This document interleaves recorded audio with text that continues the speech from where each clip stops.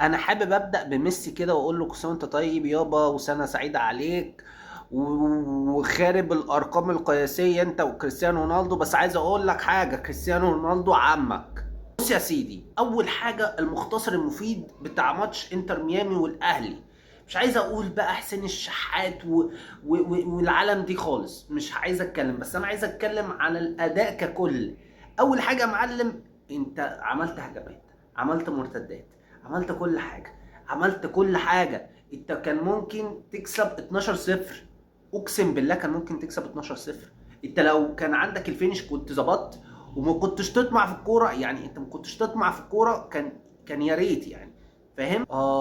انت لازم تتجازى على الماتش بتاع انتر ميامي ده. ايه جو، لا والنبي عايز اشوط وانا ما شوطش ايه جو، اقسم بالله ما في ده. انت لو بتلعب لعب خماسي مش هتعمل كده يا حبيبي. انت في كاس عالم للانديه، فالمهم ان احنا نكسب، مش المهم ان انت تجيب جون وتشوت بيلن.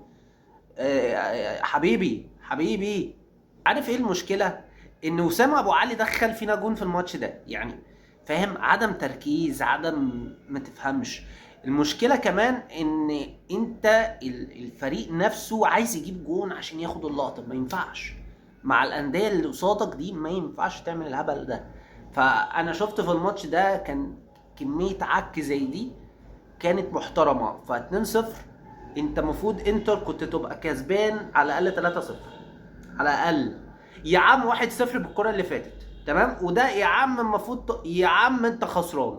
انا مش بقول لك حاجه، تبقى 1-0. الجون بتاع وسام ده يا عم فكك منه ماشي، سيب الجون، الغي جون وسام، تبقى 1-0.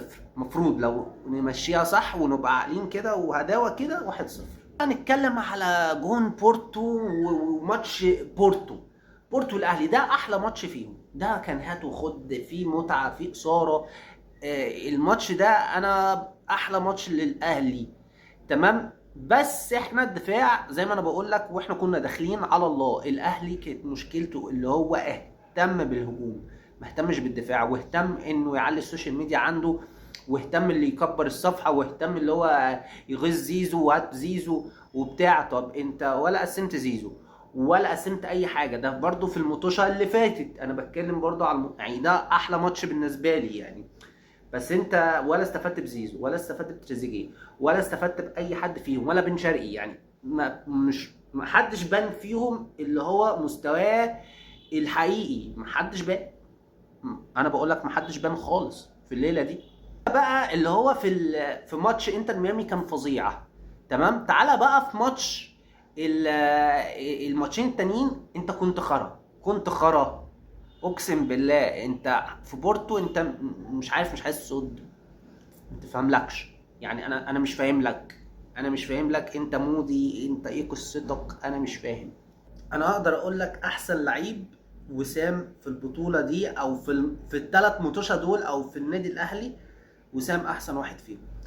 وسام انا شايف اللي هو على قد دخل جون فينا في الماتش بتاع بالميراس، مش مشكله، بس على الاقل الراجل كان بيحاول في ماتش انتر، كان بيعافر عشان يجيب اجوان في انتر، او في الثلاث متوشه الراجل كان بيحاول يشيل على قد ما يقدر. الراجل كان عايزنا نطلع، الراجل ده كان بيلعب لوحده حرفيا.